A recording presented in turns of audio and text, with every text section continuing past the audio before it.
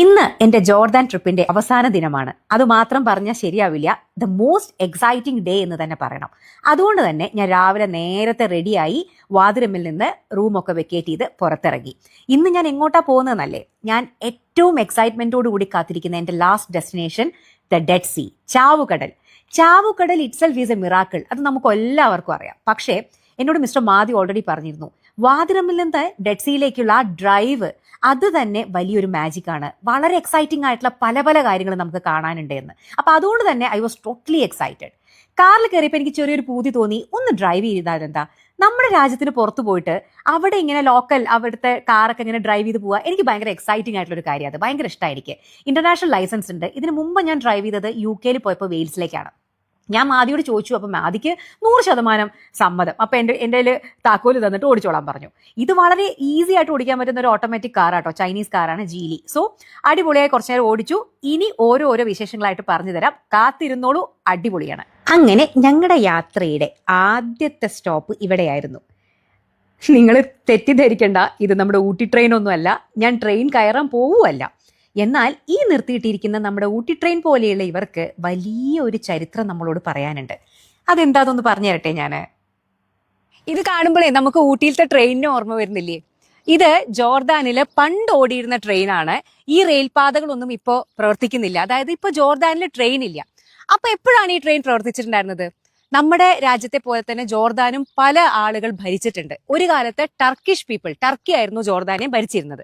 ആ സമയത്ത് ടർക്കിയിലത്തെ ആ ഒരു ഭരണകൂടം സ്റ്റാർട്ട് ചെയ്ത ട്രെയിനാണത്രേ ഇത്. അതും എന്തിനാണെന്നറിയോ? ടർക്കിയിൽ നിന്ന് സിറിയ വഴി അല്ലെങ്കിൽ ജോർദാൻ വഴി മക്കയിലേക്ക് നമുക്കൊരു പിൽഗ്രിമേജ്, അതായത് ഒരു തീർത്ഥാടനത്തിന് ആൾക്കാർക്ക് പോകാനുള്ള സൗകര്യത്തിന് വേണ്ടിയിട്ടാണ് ടർക്കിയിൽ നിന്ന് സിറിയ, ജോർദാൻ ഒക്കെ കടന്ന് സൗദി അറേബ്യയിലേക്ക്, മക്കയിലേക്ക് പോകാനായിരുന്നു ഈ ഒരു ട്രെയിൻ അവർ സ്റ്റാർട്ട് ചെയ്തിട്ടുണ്ടായിരുന്നത്. പക്ഷേ അത് കഴിഞ്ഞ് ജോർദാന് സ്വാതന്ത്ര്യമൊക്കെ കിട്ടി, അവർ സ്വന്തമായിട്ട് ഗവൺമെന്റ് ഒക്കെ രൂപീകരിച്ചപ്പോൾ ഇപ്പോൾ അവർക്ക് ട്രെയിൻ ഗതാഗതം ഇവിടെ ഇല്ല. ബൈ റോഡും കാര്യങ്ങളും മാത്രമേ ഉള്ളൂ. സോ ഇത് അവരൊരു അതിന്റെ ഒരു ഓർമ്മയ്ക്കായിട്ട് ഇപ്പോൾ ഇവിടെ ഇങ്ങനെ സൂക്ഷിച്ചിരിക്കുകയാണ്. ഇവിടെ ധാരാളം റെയിലുകൾ ഇങ്ങനെ കാണാം, റെയിൽപാതകൾ. അപ്പൊ ഞാൻ ചോദിക്കായിരുന്നു, ഇവിടെ ട്രെയിനൊന്നും കാണുന്നില്ലല്ലോ, റെയിൽപാതകൾ മാത്രമേ കാണുന്നുള്ളൂ. അപ്പൊ അവർ പറഞ്ഞതാണ്, ഇത് പണ്ടത്തെ റെയിൽപാതയാണ്, പക്ഷെ അവരിതിപ്പോഴും അതുപോലെ തന്നെ പ്രിസർവ് ചെയ്യുന്നു. നമുക്കിങ്ങനെ വരുന്ന ടൂറിസ്റ്റുകൾക്കൊക്കെ വരാം, കാണാം, ഇതുപോലെ വീഡിയോസ് എടുക്കാം. നമ്മൾ ആദ്യം കണ്ടത് ഓയിൽ വെച്ചിട്ട് ഓടുന്ന തീവണ്ടിയായിരുന്നു. ഇത് സ്റ്റീമാണ്. ഇതാണ് നമ്മുടെ ഊട്ടി തീവണ്ടിയുടെ കുറച്ചും കൂടി റിസംബ്ലൻസ് ഉള്ളത് അല്ലെ. എനിക്ക് ഈ ടൈപ്പാണ് ഇഷ്ടം. നല്ല ടിപ്പിക്കൽ നമ്മുടെ ഊട്ടി തീവണ്ടി. അത് തന്നെ സ്റ്റീം എഞ്ചിനാണ്. സോ 2 ടൈപ്പ് തീവണ്ടികൾ, പണ്ട് ഓയിൽ കൊണ്ട് ഓടിയിരുന്ന തീവണ്ടികളും ഉണ്ടായിരുന്നു, ഇതുപോലത്തെ സ്റ്റീം എഞ്ചിനുകളും ഉണ്ടായിരുന്നു. എന്തായാലും അടിപൊളി അല്ലേ? ടോയ് പോലെ കാണുന്നുണ്ടെന്നുണ്ടെങ്കിലും ഇതൊക്കെ ചരിത്രമാണ്. ഒരു കാലത്ത് ഇതിൽ ആളുകൾ മക്കയിലേക്ക് ഈ പറയുന്ന പോലെ അവരുടെ ആ ഒരു തീർത്ഥയാത്ര ഈ രാജ്യങ്ങൾ മുഴുവൻ കടന്ന്, ടർക്കിയിൽ നിന്ന് സിറിയ, ജോർദാനൊക്കെ കടന്ന് ഇങ്ങനെ വലിയ യാത്ര ചെയ്തു പോയിരുന്നു എന്നുള്ള ഒരു ആ ഒരു വിവരം എനിക്ക് ഇവിടെ വന്നപ്പോൾ, ഇപ്പോൾ മിസ്റ്റർ മാതി പറഞ്ഞു തന്നപ്പോഴാണ് മനസ്സിലായത്. കയറി പോകുന്നല്ല, എന്നാലും ഒരു കാലത്ത് ഇതിലൊക്കെ ഇങ്ങനെ ആളുകൾ കയറി പോയിട്ടുണ്ടായിരുന്നു. ചരിത്രം അല്ലേ? ഈ വീഡിയോയുടെ തുടക്കത്തിൽ തന്നെ ഞാൻ പറഞ്ഞിരുന്നല്ലോ, ഡെഡ് സീയിലേക്കുള്ള യാത്രയിൽ എനിക്ക് എക്സൈറ്റിംഗ് ആയിട്ടുള്ള ധാരാളം ഫാക്ട്സ് എന്നെ കാത്തിരിക്കുന്നുണ്ടായിരുന്നു, അല്ലെങ്കിൽ കാഴ്ചകൾ എന്നുള്ളത്. അതിൽ ആദ്യത്തെ കാഴ്ചയാണ് ഞാൻ നിങ്ങൾക്ക് കാണിച്ചു തരാൻ പോകുന്നത്. നിങ്ങൾ പറഞ്ഞാൽ വിശ്വസിക്കുമോ, ഞാൻ ഇസ്രയേൽ എന്ന് പറയുന്ന രാജ്യം കണ്ടു. നമ്മൾ ഇന്ന് ഏറ്റവും കൂടുതൽ വാർത്തകളിൽ, അന്താരാഷ്ട്ര വാർത്തകളിൽ കേൾക്കുന്ന ഒരു പദമാണ് ഇസ്രയേൽ അല്ലേ? അപ്പോൾ ആ രാജ്യത്തെ ഞാൻ കണ്ടു എന്ന് പറഞ്ഞാൽ നിങ്ങൾ വിശ്വസിക്കുമോ? വിശ്വസിച്ചേ പറ്റൂ. ഇപ്പൊ നിങ്ങൾ ഈ കാണുന്ന ഒരു നീല കാണുന്നത് ഒരു കടലാണ്, അതിനപ്പുറം നിങ്ങളൊരു സിറ്റി കാണുന്നില്ലേ? ആ സിറ്റി ഇസ്രയേലാണ്, അല്ലെങ്കിൽ അത് ഇസ്രയേൽ എന്ന് പറയുന്ന രാജ്യമാണ്. ആ രാജ്യത്തെ ഐലാദ് എന്ന് പറയുന്ന ഒരു സിറ്റിയാണ് ഞാൻ ഇപ്പൊ നിങ്ങൾക്ക് കാണിച്ചു തരുന്നത്. ഇപ്പൊ ഞാൻ നിൽക്കുന്നത് എവിടെയാണ്? ജോർദാന്റെ ഏറ്റവും സൗത്ത് മോസ്റ്റ് പാർട്ടായിട്ടുള്ള അവരുടെ ബോർഡറിംഗ് സിറ്റി ആയിട്ടുള്ള അക്കബയിലാണ് ഞാൻ നിൽക്കുന്നത്. ഈ അക്കബയിൽ നിന്ന് ജസ്റ്റ് കുറച്ച് കിലോമീറ്ററുകൾ റോഡ് മാർഗമോ അല്ലെങ്കിൽ ആ സീ ക്രോസ് ചെയ്ത് പോയി കഴിഞ്ഞാൽ നമ്മൾ നേരെ എത്തുന്നത് ഇസ്രയേലിലാണ്. ഇപ്പൊ നിങ്ങൾ ഈ ഒരു വിമാനം ലാൻഡ് ചെയ്യുന്നത് കാണുന്നുണ്ടല്ലോ, അത് അക്കബയിലുള്ള ഒരു ചെറിയ എയർപോർട്ടാണ്, ജോർദാന്റെ എയർപോർട്ടാണ്. അങ്ങോട്ടൊരു വിമാനം ലാൻഡ് ചെയ്യുന്നതാണ് നിങ്ങൾ കാണുന്നത്. അതിനപ്പുറം നിങ്ങൾ ആ കാണുന്ന, നിങ്ങൾ ഈ കാണുന്ന പർവ്വതനിരകളൊക്കെ ഇസ്രയേൽ എന്ന് പറയുന്ന രാജ്യമാണ്. അപ്പൊ ഞാൻ ചുമ്മാ ചോദിച്ചു, നമുക്ക് അങ്ങോട്ട് പോകാൻ പറ്റുമോ? ഓൺ ദ റോഡ് നമുക്ക് ക്രോസ് ചെയ്യാന്ന് പറഞ്ഞല്ലോ, നമുക്ക് പോകാൻ പറ്റുമെന്ന്. അപ്പൊ എൻ്റെ അടുത്ത് മിസ്റ്റർ മാതി പറഞ്ഞു, ഇസ്രയേലിന്റെ വിസ ഉണ്ടെന്നുണ്ടെങ്കിൽ ഞാൻ കൊണ്ടുപോകാന്ന്. കാരണം വിസ ഇല്ലാതെ നമുക്ക് എന്തായാലും പോകാൻ പറ്റില്ല. പക്ഷേ ഇത് നോക്കിയേ, ഈ കാണുന്നത്, നിങ്ങളൊരു കമ്പിവേലി കാണുന്നുണ്ടോ? ഞാൻ നിൽക്കുന്നത് ജോർദാനും, ഈ ജോർദാന്റെ ഈ കമ്പിവേലി കഴിഞ്ഞ് അപ്പുറത്തെ സ്ഥലം അത് ഒരു ചെറിയ വിമാനത്താവളമാണ്, അത് ഇസ്രയേലാണ്. ഇസ്രയേലിന്റെ ഒരു കുഞ്ഞു എയർപോർട്ടാണ് നിങ്ങൾ ആ കാണുന്നത്. ആ കമ്പിവേലി 2 രാജ്യങ്ങളെ തമ്മിൽ ഡിവൈഡ് ചെയ്യുന്ന ബോർഡറാണ് ആ കമ്പിവേലി, ജോർദാനെയും ഇസ്രയേലിനെയും തമ്മിൽ. അപ്പോൾ ഇതാ ഇത്ര, അതായത് ഒരു വെളിപ്പാട് അപ്പുറത്ത് ഇസ്രയേൽ എന്ന് പറയുന്ന രാജ്യത്തെ ഞാൻ കണ്ടു ഗൈസ്. അത് എന്നെ സംബന്ധിച്ച് ഭയങ്കര എക്സൈറ്റിംഗ് ആയിരുന്നു. ഇപ്പൊ നിങ്ങൾ ഈ കണ്ടുകൊണ്ടിരിക്കുന്നത്, ഞാനിപ്പോ ഇങ്ങനെ മൊബൈലിൽ മിസ്റ്റർ മാദി എനിക്ക് കാണിച്ചിരുന്നത് എന്താണെന്നറിയോ, -180 190 മീറ്റർ, -190. ഞാൻ പറഞ്ഞല്ലോ, നമ്മൾ ഡെഡ് സീയുടെ ഏറ്റവും വലിയ പ്രത്യേകത എന്താ, ലോകത്തെ ഏറ്റവും സമുദ്രനിരപ്പിൽ നിന്ന് ഏറ്റവും താഴെ സ്ഥിതി ചെയ്യുന്ന സ്ഥലമാണ് ഡെഡ് സീ, ജോർദാനിലെ ഈ ഡെഡ് സീ എന്ന് പറയുന്നത്. അപ്പോൾ ഇത് ഏകദേശം 400-ലധികം മീറ്റർ താഴ്ചയിലാണ്, അതായത് നമ്മുടെ സമുദ്രനിരപ്പിൽ നിന്ന്. അപ്പം ഞങ്ങളിങ്ങനെ മുന്നോട്ട് പോകുന്തോറും മിസ്റ്റർ മാദി എനിക്ക് കാണിച്ചു തരായിരുന്നു. കണ്ടില്ലേ, ഇപ്പോൾ 200 കടന്നു, ഇങ്ങനെ അതിങ്ങനെ കൂടി വന്നുകൊണ്ടേയിരിക്കും. അപ്പം നമ്മളിങ്ങനെ മുന്നോട്ട് പോകുന്തോറും നമ്മൾ സമുദ്രനിരപ്പിൽ നിന്ന് താഴേക്ക് ഇങ്ങനെ പോയിക്കൊണ്ടിരിക്കുകയാണ് എന്നുള്ളത് ആ മൊബൈലിൽ ഇങ്ങനെ കാണിച്ചു തരായിരുന്നു. സോ കുറച്ച് കഴിയുമ്പോൾ അത് 200 ആവും, 250 ആവും, 300 ആവും. അങ്ങനെ കുറെ കഴിയുമ്പോൾ നമ്മൾ 400 മീറ്റർ താഴെ, ലോകത്തെ ഏറ്റവും താഴ്ചയിൽ നിൽക്കുന്ന ഒരവസ്ഥ വൈകാതെ എത്തും. ഇപ്പൊ ഇതാ നിങ്ങൾ ഈ കണ്ടുകൊണ്ടിരിക്കുന്ന ഒരു വൈറ്റ് കളറിലുള്ള ചെറിയ കുന്നുകൾ നിങ്ങൾ കാണുന്നുണ്ടല്ലോ, ഇതെന്താണെന്നറിയോ, പൊട്ടാഷ്. നമ്മൾ കുറച്ച് മുമ്പ് ഫോസ്ഫറസും ഇവിടെ ഇങ്ങനെ എക്സ്കവേറ്റ് ചെയ്യുന്ന പാടങ്ങൾ എനിക്ക് കാണിച്ചു തന്നിട്ടുണ്ടായിരുന്നു. ഇപ്പം നമ്മൾ ഏകദേശം 380 മീറ്റർ താഴ്ചയിലാണ് കേട്ടോ. അപ്പോൾ ഈ വഴികളിൽ മുഴുവൻ നമുക്കിങ്ങനെ വൈറ്റ് കളറിൽ ഇങ്ങനെ കുന്നുകൾ കാണാൻ പറ്റും. അത് ഇവർ പൊട്ടാഷ് എക്സ്കവേറ്റ് ചെയ്യുന്ന സ്ഥലങ്ങളാണ്. അതായത് അത് കുഴിച്ചെടുക്കുന്ന, ഇവർ വലിയൊരു പൊട്ടാഷിൻ്റെ ഒക്കെ ഫെർട്ടിലൈസേഴ്സ് ഒക്കെ ഉണ്ടാക്കാൻ നമ്മൾ ഉപയോഗിക്കുന്നില്ലേ, അതിൻ്റെയൊക്കെ വലിയ മാനുഫാക്ചറാണ്. അപ്പോൾ ഇത് ധാരാളം, ഇപ്പം അക്കബയിൽ വഴിയാണ്, അക്കബ അവരൊരു പോർട്ട് സിറ്റിയാണ്, അതുവഴിയാണ് ലോകത്തെ എല്ലാ രാജ്യങ്ങളിലേക്കും അവരത് കയറ്റി അയക്കുന്നത്. അപ്പോൾ അത് എനിക്ക് കാണിച്ചു തന്നു മിസ്റ്റർ മാദി. ഈ വെള്ള കുന്നുകൾ മുഴുവൻ പൊട്ടാഷാണ്, നിങ്ങളുടെ ഇന്ത്യയിലേക്കൊക്കെ ഞങ്ങൾ ഇവിടുന്ന് കയറ്റി അയക്കുന്നുണ്ട് എന്ന് അദ്ദേഹം പറഞ്ഞു.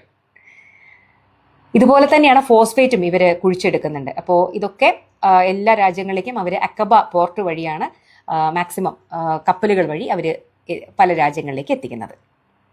അങ്ങനെ നമ്മളിങ്ങനെ ഡെഡ് സൈഡിലേക്ക് അടുത്തുകൊണ്ടേയിരിക്കുകയാണ്. നമ്മൾ സമുദ്രനിരപ്പിൽ നിന്ന് താഴേക്ക് പോവുകയാണ്. ഇതാ ഇപ്പൊ നോക്കി, ഏറ്റവും ഭംഗിയിൽ നമുക്ക് കാണാൻ പറ്റുന്ന ഒരു സ്ഥലമായിട്ടോ, ഏറ്റവും ഭംഗിയിൽ ആ ഡെഡ് സീയുടെ ഭംഗി കംപ്ലീറ്റ്ലി ഇങ്ങനെ കൂടുതൽ വിസിബിൾ ആയി വന്നുകൊണ്ടിരിക്കുകയാണ്.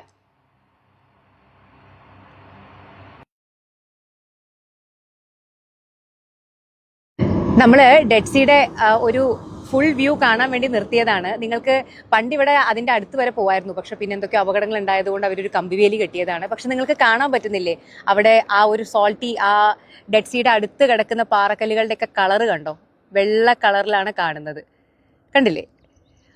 അപ്പോൾ ഇത് കംപ്ലീറ്റ് ഒരു വ്യൂ ആണേ. ഇവിടെ കമ്പിവേലി ഉണ്ട് എന്നാലും, പക്ഷെ വളരെ മനോഹരമായ ഒരു വ്യൂ ആണ് കേട്ടോ. ഇനി ഞാൻ അതിൻ്റെ ഒരു കുഞ്ഞി കഥ പറയാം. എല്ലായിടത്തും ഐതിഹ്യങ്ങളുണ്ടല്ലോ, എല്ലാ രാജ്യക്കാർക്കും ഓരോന്നിനും ഐതിഹ്യങ്ങളുണ്ട്. എന്തുകൊണ്ട് ഇവിടെ ആളുകൾ എല്ലായിടത്തും ഒരുപോലെയാണ്. ഇവിടെ കണ്ടോ, കമ്പിവേലിയൊക്കെ പൊട്ടിച്ചു വെച്ചിട്ടുണ്ട്. ഞാൻ അങ്ങോട്ട് പോകുന്നില്ല, എന്തായാലും നിങ്ങൾക്ക് ഇങ്ങനെ ഒന്ന് കാണിച്ചു തരാം. എന്തുകൊണ്ട് ഈ ചാവുകടൽ അല്ലെങ്കിൽ ഡെഡ് സീ സമുദ്രനിരപ്പിൽ നിന്ന് താഴെ പോയി എന്നുള്ളതിന് ഇവരുടെ ഐതിഹ്യം എന്ന് പറയുന്നത്, ഇവിടെ ഒരു പ്രവാചകൻ പ്രോഫറ്റ് ലോത്ത് ഉണ്ടായിരുന്നു. ലോത്തിന്റെ ഭാര്യ ഇവിടെ ഹോമോസെക്ഷുവാലിറ്റി, അതായത് ആണും തമ്മിലും പെണ്ണും തമ്മിലുള്ള പ്രണയങ്ങളെ പ്രോത്സാഹിപ്പിച്ചെന്നും അത് ദൈവത്തിന് ഇഷ്ടമാകാതെ അവരെ ശപിച്ചെന്നും അവരിങ്ങനെ ഒരു കല്ലായി മാറിയെന്നും ഒക്കെയാണ് കഥ. ഇപ്പൊ നിങ്ങൾ ഈ കാണുന്ന കല്ലുകൾ, 2 കല്ല് കാണുന്നില്ലേ, ഒന്ന് സ്ട്രെയിറ്റ് ആയിട്ടും പിന്നെ ഒരു രണ്ട് പേര്. ആ 2 സ്ട്രെയിറ്റ് ആയിട്ട് കാണുന്നത് പ്രോഫറ്റ് ലോത്തിന്റെ ഭാര്യയെ ദൈവം ശിക്ഷിച്ച് അങ്ങനെ കല്ലാക്കി മാറ്റിയതാണെന്നാണ്. ആ അപ്പുറത്ത് കാണുന്നത് അവർ 2 ആണുങ്ങളാണെന്നാണ് ഇവർ പറയുന്നത്. അവർ തമ്മിൽ കിസ് ചെയ്യുന്നത്, അതായത് അവർ ഹോമോസെക്ഷുവാലിറ്റിയെ പ്രോത്സാഹിപ്പിച്ചു എന്നുള്ളതിന്റെ ഒരു മാതൃകയായിട്ട് അങ്ങനെ അവിടെ എല്ലാം ദൈവം ശിക്ഷിച്ച് അവരെ കല്ലാക്കി മാറ്റിയെന്നും അങ്ങനെ ഈ ഭൂപ്രദേശത്തെ തലതിരിച്ചു വെച്ചുവെന്നും അങ്ങനെയാണ് ഇത് സമുദ്രനിരപ്പിൽ നിന്ന് താഴേക്ക് പോയത് എന്നൊക്കെയാണ് ഇവിടെയുള്ളവരുടെ കഥ. കടലാണെന്ന് പറഞ്ഞു കഴിഞ്ഞാൽ വിശ്വസിക്കുമോ? തിരമാലകളില്ല, ബഹളങ്ങളില്ല, വളരെ ശാന്തമായി ഡെഡ് സീ തന്നെ അല്ലേ, ശരിക്കും ഒരു മരിച്ചു കിടക്കുന്ന അത്രയും സ്റ്റാൻഡ് സ്റ്റില്ലായ ഒരു കടൽ. നമ്മുടെ ഉള്ളിൽ കടൽ എന്ന് പറയുമ്പോൾ വരുന്ന ഒരു പിക്ചറ് തിരയടിച്ച് അല്ലേ, തിരമാലകൾ അടിച്ച് ഇങ്ങനെ ബഹളമുണ്ടാക്കി, ശബ്ദമുണ്ടാക്കി, അതാണല്ലോ നമ്മുടെ കടൽ അല്ലേ. പക്ഷെ ഇത് നോക്ക്, ഒരു തടാകം പോലെ കിടക്കുന്ന ഡെഡ് സീ. പക്ഷെ വളരെ മനോഹരമായ ഒരു കാഴ്ച കേട്ടോ. ഞാൻ നമ്മുടെ വീഡിയോന്റെ ആദ്യം പറഞ്ഞത് നിങ്ങൾക്ക് ഓർമ്മയുണ്ടോ? ഈ ദിവസത്തിന് വേണ്ടിയിട്ടാണ് ഞാൻ ഏറ്റവും കാത്തിരുന്നത്. എൻ്റെ most exciting day of the ട്രിപ്പാണ് ഇന്നെന്ന്. അത് ഞാൻ വെറുതെ പറഞ്ഞതല്ല. ഈ ഡെഡ് സീയിൽ കുറച്ച് കലാപരിപാടികൾ ഒപ്പിക്കാൻ പോവാണ് ഞാൻ ഇന്ന്. ആക്ച്വലി അത് ഞാൻ ഈ ഒരു വീഡിയോയിലല്ല കാണിക്കുന്നത്, കാരണം അതൊരു നീണ്ട പല പല കലാപരിപാടികളുമാണ്. ഇത് അടുത്ത വീഡിയോ, അതാണ് എൻ്റെ ജോർദാൻ ട്രിപ്പിന്റെ ലാസ്റ്റ് വീഡിയോ. പക്ഷേ അത് നിങ്ങൾ മിസ്സാക്കാതെ കണ്ടോ. ഡെഡ് സീയിൽ ഞാൻ ഒപ്പിക്കാൻ പോകുന്ന കലാപരിപാടികൾ, അല്ലെങ്കിൽ ഡെഡ് സീയിൽ ഞാൻ മാത്രമല്ല അവിടെ വന്ന് എല്ലാവരും ഒപ്പിക്കാൻ പോകുന്ന കലാപരിപാടികൾ അത്ര കണ്ട് രസകരമായിരുന്നു. ഇനി ഇത് അടുത്ത എക്സൈറ്റിംഗ് ഫാക്ട്. ഇപ്പൊ നിങ്ങൾ ഈ ഒരു ഡെഡ് സീയുടെ അപ്പുറം കാണുന്ന ഒരു ലാൻഡ്, അപ്പുറം നിങ്ങൾ കുറച്ച് മലകളും ലാൻഡൊക്കെ കാണുന്നില്ലേ, അത് ഏതാ രാജ്യം എന്നറിയോ? പാലസ്തീൻ. അപ്പൊ ഗൈസ്, ഞാൻ ഇസ്രയേലിനെയും കണ്ടു, പാലസ്തീനെയും കണ്ടു. ജോർദാനിൽ നിന്നിട്ടാ കണ്ടത്. എന്നാലും എന്താ, ഇസ്രയേലിനെയും പാലസ്തീനെയും കണ്ടു എന്ന് പറയുന്നത് വലിയൊരു അഭിമാനമായിട്ട് തന്നെ ഞാൻ കണക്കാക്കുകയാണ്. അങ്ങനെ ഞാൻ എൻ്റെ കലാപരിപാടികൾ ചെയ്യാനുള്ള, അല്ലെങ്കിൽ അതിനുവേണ്ടി ബുക്ക് ചെയ്ത ക്രൗൺ പ്ലാസയിൽ എത്തി ഗൈസ്. അപ്പോൾ ഇനി ബാക്കി കലാപരിപാടികൾ അടുത്ത വീഡിയോയിൽ മറക്കാതെ കണ്ടോളൂ.